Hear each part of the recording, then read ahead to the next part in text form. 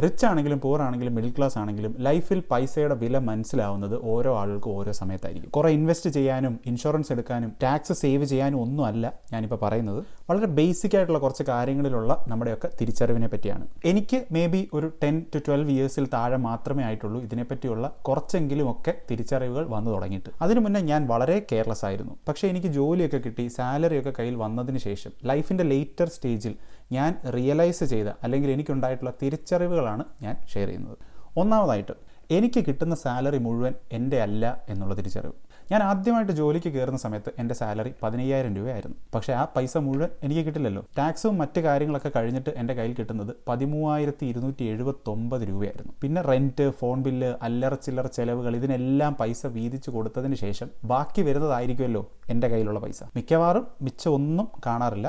അപ്പം ഞാൻ പറഞ്ഞു വന്നത്, എനിക്ക് ആദ്യം വന്ന തിരിച്ചറിവ് ഈ 13,279 രൂപയിൽ നിന്ന് ആദ്യം തന്നെ ഒരു 500 രൂപ എടുത്ത് മാറ്റി വെച്ചിട്ട് ഞാൻ എന്നോട് തന്നെ പറയുക, എടാ മോനെ, നീ ഇത്രയൊക്കെ പണിയെടുത്തതല്ലേ, നിനക്കിരിക്കട്ടെ ഒരു 500 രൂപ എന്നും പറഞ്ഞ് ഈ 500 രൂപ ഏതെങ്കിലും ഒരു അക്കൗണ്ടിലേക്ക് മാറ്റിയിടുക. നമ്മൾ ഈ ചിലവാക്കി കളയുന്ന 10,000 രൂപയേക്കാളും ഒക്കെ വില ഈ കയ്യിൽ കിടക്കുന്ന 500 രൂപയ്ക്കാണ് എന്ന് കുറച്ച് കാലങ്ങൾക്കുള്ളിൽ തന്നെ നമുക്ക് എല്ലാവർക്കും മനസ്സിലാവും. ഇനി രണ്ടാമത്തെ കാര്യം, ലൈഫ് സ്റ്റൈൽ ഇൻഫ്ലേഷൻ. വർഷങ്ങൾക്ക് മുമ്പ് ഈ തിരിച്ചറിവ് ഉണ്ടാവുന്ന സമയത്ത് ഈ വാക്കൊന്നും എനിക്കറിയില്ല. പിന്നീടാണ് ഇതിന് ലൈഫ് സ്റ്റൈൽ ഇൻഫ്ലേഷൻ എന്നാണ് പറയുന്നത് എന്ന് പോലും എനിക്ക് മനസ്സിലായത്. പക്ഷേ കുറച്ച് ഏർലി സ്റ്റേജിൽ തന്നെ എനിക്ക് ഈ തിരിച്ചറിവ് ഉണ്ടായിട്ടുണ്ടായിരുന്നു. ഞാനിത് എന്താണെന്നൊന്ന് എക്സ്പ്ലെയിൻ ചെയ്യാം. നമ്മളെല്ലാവരും നമ്മുടെ ലൈഫിൽ ഒരു അപ്ഗ്രേഡ് നടത്തില്ലേ? ഒരു തരത്തിൽ മാത്രമല്ല, പലതരത്തിൽ നമ്മളെല്ലാവരും നമ്മുടെ ലൈഫ് സ്റ്റൈൽ അപ്ഗ്രേഡ് ചെയ്യാറുണ്ട്. കുറച്ചുകൂടെ ബെറ്റർ ആയിട്ടുള്ള പ്ലേസ് റെൻറ്റ് ചെയ്ത് അവിടെ താമസിക്കാം, കുറച്ചുകൂടെ ബെറ്റർ ഫോൺ അല്ലെങ്കിൽ നല്ല കാർ, അങ്ങനെ പല കാര്യങ്ങളിലും നമ്മൾ നമ്മുടെ ലൈഫ് അപ്ഗ്രേഡ് ചെയ്തുകൊണ്ടിരിക്കും.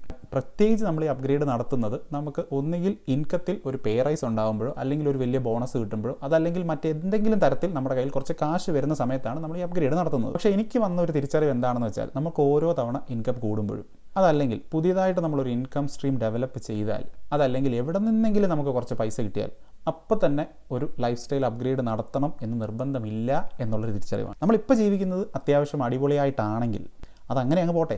കുറച്ചും കൂടി കംഫർട്ടബിളായി നമുക്ക് അപ്ഗ്രേഡ് ചെയ്യാൻ പറ്റുന്ന സമയമാകുമ്പോൾ അപ്ഗ്രേഡ് ചെയ്യാം. കാരണം നമ്മൾ ഒരിക്കൽ ഒരു അപ്ഗ്രേഡ് ചെയ്ത് കഴിഞ്ഞാൽ പിന്നെ ഒരു തിരിച്ചുവരവ് വളരെ ബുദ്ധിമുട്ടായിരിക്കും എന്ന് മനസ്സിലാക്കുക. ഇനി മൂന്നാമതായിട്ട് എനിക്ക് വന്ന തിരിച്ചറിവാണ്, spending money is perfectly fine. നമ്മൾ പൈസ ഹാൻഡിൽ ചെയ്ത് തുടങ്ങുന്ന ആദ്യത്തെ സമയത്ത് ഒരുപാട് ആളുകൾ നമുക്ക് വന്ന് അഡ്വൈസ് തരും, അങ്ങനെ അധികം പൈസ ഒന്നും ചിലവാക്കരുത്, കുറേ പൈസ എടുത്ത് നമ്മൾ സേവ് ചെയ്ത് വെക്കണമെന്നൊക്കെ. എനിക്ക് പേഴ്സണലി ഇതിൽ വലിയ കാര്യമുള്ളതായിട്ട് തോന്നിയിട്ടില്ല. ഒരേ ഒരു കാര്യം മാത്രം നമ്മൾ ശ്രദ്ധിച്ചാൽ മതി. നമ്മുടെ ഏർലി സ്റ്റേജിലാണെങ്കിൽ, നമ്മൾ പൈസ ഹാൻഡിൽ ചെയ്ത് പഠിക്കുന്ന ഒരു സ്റ്റേജിലാണെങ്കിൽ ഹൈ മെയിൻ്റനൻസ് ആയിട്ടുള്ള ഒരു കാര്യത്തിലും പൈസ സ്പെൻഡ് ചെയ്യാതിരിക്കുക. ഞാൻ നാട്ടിലായിരുന്ന സമയത്ത് ഞാൻ ഇഷ്ടംപോലെ ഫുഡ് കഴിക്കാൻ പുറത്തിറങ്ങി നടക്കുമായിരുന്നു. ഞാൻ ഫുൾ ടൈം തിയേറ്ററിലായിരുന്നു. ഞാൻ നാട്ടിൽ നിന്ന് പോകുന്നതിന് മുമ്പ് വരെ റിലീസായിട്ടുള്ള ഏത് പടം വിക്കിപീഡിയയിൽ എടുത്ത് നോക്കിയാലും ഞാൻ ആ പടം എല്ലാം തിയേറ്ററിൽ പോയിട്ടായിരിക്കും കണ്ടിട്ടുണ്ടാകുന്നത്. അത്രത്തോളം ഞാൻ ആ ഒരു പ്രോസസ്സ് എൻജോയ് ചെയ്യുന്നുണ്ടായിരുന്നു. ആഹാരം കഴിക്കുന്നതോ തിയേറ്ററിൽ പോകുന്നതോ അല്ലെങ്കിൽ മറ്റെന്തെങ്കിലും ആവട്ടെ, നിങ്ങളത് അത്രത്തോളം എൻജോയ് ചെയ്യുന്നുണ്ടെങ്കിൽ വൈ നോട്ട്, എന്തിനും നിങ്ങൾ സ്പെൻഡ് ചെയ്യാതിരിക്കണം. ബട്ട് നിങ്ങൾക്ക് ഇങ്ങനെ ഒരു ഒബ്സഷൻ ഉള്ളത് ഒരു ഹൈ മെയിൻ്റനൻസ് ആയിട്ടുള്ള കാര്യമാണെങ്കിൽ, ഫോർ എക്സാമ്പിൾ ഒരു എക്സ്പെൻസീവ് ആയിട്ടുള്ള കാർ വാങ്ങിക്കുക അല്ലെങ്കിൽ ഒരു പൊട്ടിപ്പൊളിഞ്ഞ കാർ വാങ്ങിക്കുക. ഇതിൻ്റെ ഒരു പ്രശ്നം, നിങ്ങൾ ഒരു തവണ പൈസ സ്പെൻഡ് ചെയ്താൽ ഇതിൻ്റെ ചിലവ് തീരുന്നില്ല. ഇതിൻ്റെ മെയിൻ്റനൻസ് എല്ലാ ആഴ്ചയിലും അല്ലെങ്കിൽ എല്ലാ മാസവും നിങ്ങളുടെ അടുത്ത് വന്നുകൊണ്ടേയിരിക്കും. നമ്മൾ എത്രത്തോളം കാലം ആ ഹൈ മെയിൻ്റനൻസ് സ്റ്റഫ് നമ്മുടെ കയ്യിൽ വെക്കുന്നു അത്രത്തോളം കാലം അതിനുവേണ്ടി നമ്മൾ പണവും ചിലവാക്കിക്കൊണ്ടേയിരിക്കണം. പക്ഷേ ഞാൻ അപ്പോഴും പറയുന്ന ഒരു ക്യാച്ച് എന്താണെന്ന് വെച്ച് കഴിഞ്ഞാൽ, നിങ്ങളുടെ ലൈഫിൻ്റെ ലേറ്റർ സ്റ്റേജിൽ ഹൈ മെയിൻ്റനൻസ് ആയിട്ടുള്ള പർച്ചേസസും നിങ്ങൾ നടത്തേണ്ടതായിട്ട് വരും. കാരണം നിങ്ങളൊരു വീട് വാങ്ങിക്കുന്നതോ അതല്ലെങ്കിൽ ഒരു ഇൻവെസ്റ്റ്മെൻ്റ് ആയിട്ട് ഒരു റിയൽ എസ്റ്റേറ്റ് വാങ്ങിക്കുകയാണെങ്കിൽ പോലും അതും ഒരു തരത്തിൽ പറഞ്ഞാൽ കുറച്ച് മെയിൻ്റനൻസ് ഉള്ള കാര്യം തന്നെയാണ്. ഞാൻ പറയുന്നത് നമ്മുടെ സ്റ്റാർട്ടിംഗ് സ്റ്റേജിൽ നമ്മൾ പണം മാനേജ് ചെയ്യുന്നത് എങ്ങനെയാണെന്ന് പഠിച്ചുകൊണ്ടിരിക്കുന്ന സ്റ്റേജിൽ, അതല്ലെങ്കിൽ നമുക്ക് ഒട്ടും ഫിനാൻഷ്യൽ സ്റ്റെബിലിറ്റി ഇല്ലാത്തൊരു സമയത്ത് നമ്മൾ ഇങ്ങനെയൊന്നും ചെയ്യരുത് എന്നാണ് പറഞ്ഞത്. ഇനി അതല്ല, ഇങ്ങനെ മെയിൻ്റനൻസ് ഒന്നും ഇല്ലാത്ത കാര്യമാണ്, നിങ്ങൾ നന്നായിട്ട് എൻജോയ് ചെയ്യുന്നുണ്ടെങ്കിൽ ഇഷ്ടം പോലെ നിങ്ങൾ അത് ചെയ്യണം എന്നാണ് ഞാൻ തിരിച്ചറിഞ്ഞ ഒരു കാര്യം. ഇനി നാലാമത്തെ കാര്യം, പൈസ കുറേ സേവ് ചെയ്തിട്ട് വലിയ കാര്യമൊന്നുമില്ല എന്നുള്ള തിരിച്ചറിവ്. അപ്പോൾ ഞാൻ ആദ്യം പറഞ്ഞ പോലെ തന്നെ നമ്മൾ പൈസ ഹാൻഡിൽ ചെയ്ത് തുടങ്ങുന്ന സമയത്ത് കുറച്ചൊക്കെ നമുക്ക് സേവ് ചെയ്യാം, അതിന് പ്രശ്നമൊന്നുമില്ല.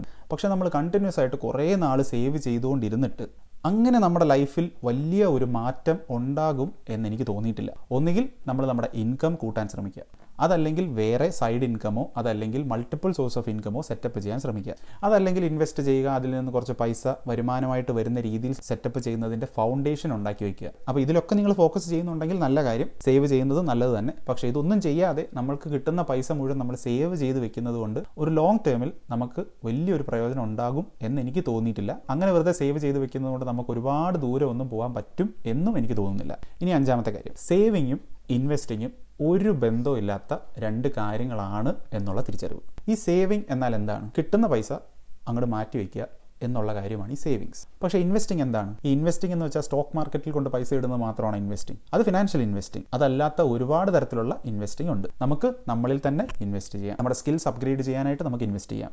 നമ്മുടെ ഹെൽത്തിന് വേണ്ടി നമുക്ക് ഇൻവെസ്റ്റ് ചെയ്യാം. അങ്ങനെ 100 കണക്കിന് ഇൻവെസ്റ്റ്മെൻറ്റിനോടൊപ്പം നിങ്ങൾക്ക് ഫിനാൻഷ്യൽ ഇൻവെസ്റ്റ്മെൻറ്റും ചെയ്യാം. ഞാനീ പറഞ്ഞതിൽ ഏതെങ്കിലുമൊക്കെ ഇൻവെസ്റ്റ്മെൻ്റ് ഒക്കെ മാറ്റി വയ്ക്കാം, അത് വേണ്ട എന്ന് വെക്കാം എന്ന് നമ്മളിൽ ആരെങ്കിലും കരുതുന്നുണ്ടെങ്കിൽ ലോങ് ടേമിൽ നമുക്ക് എവിടെയാണ് പണി കിട്ടാൻ പോകുന്നതെന്ന് ആർക്കും പറയാൻ പറ്റില്ല. നമ്മുടെ സ്കിൽസ് കൃത്യസമയത്ത് അപ്ഗ്രേഡ് ചെയ്തില്ലെങ്കിൽ ചിലപ്പോൾ നമ്മുടെ ജോലി നഷ്ടപ്പെട്ടേക്കാം.